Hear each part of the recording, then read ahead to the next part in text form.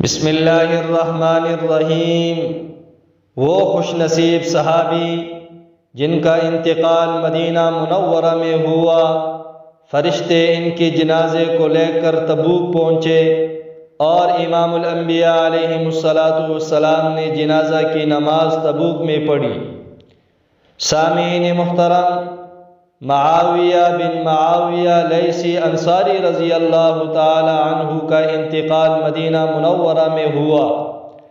حضرت جبرائیل علیہ السلام 70,000 فرشتوں کو لے کر مدینہ آئے، ان کی جنازہ کو لے کر تبوک روانہ ہوئے۔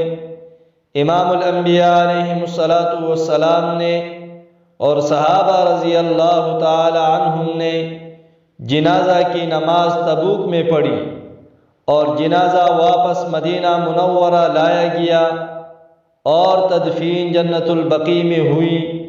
امام الانبیاء علیہ السلام نے حضرت جبرائیل علیہ السلام سے پوچھا، یہ اعزاز کیوں ملا؟